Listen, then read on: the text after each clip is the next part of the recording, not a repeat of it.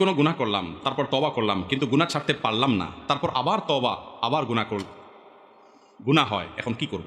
ভাইরা, মানুষের স্বভাব হলো, মানুষ একটা অপরাধ করার পর যখন লজ্জা হয়, নিজেকে নিজে ভৎসনা করে, আমি কি করলাম, কাজটা তো আমি অন্যায় করে ফেলেছি, ভুল হয়েছে, আমি তো গুনাহ করে ফেলেছি। ঈমান থাকলে তার ভিতরে অপরাধ বোধের অদৃশ্য দাহনে তাকে জ্বালাতে থাকে, আত্মসমালোচনা হয়।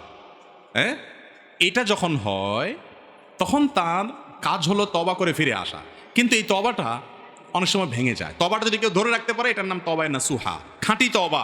যে আমি একবার পাপ করেছি, এমন লজ্জিত হয়েছি, এমন অনুতপ্ত হয়েছে, এই ভুল আর জীবনে করব না, এইরকম প্রতিজ্ঞা করে ফেললাম, এবং জীবনে আর ওই ভুল আমার দ্বারা হইল না, এরকম তওবা করলে সেটা হলো সবচেয়ে খাঁটি এবং পিওর আসল তওবা। আর আরেকটা তওবা আছে একটু দুর্বল তওবা। সেটা কোনটা?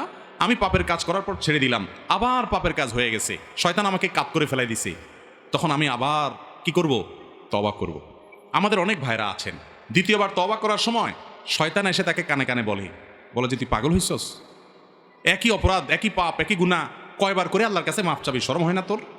শরম সৃষ্টি করে, এই শরমটা শয়তানের সৃষ্টি করে। এই শরমটা ইমানের অঙ্গ না, এটা কুফুরির অঙ্গ। সব শরম, সব লজ্জা ইমানের অঙ্গ না। যেই শরমে আপনাকে ভালো কাজ থেকে বাধা দেয়, সেই শরম ভালো না খারাপ?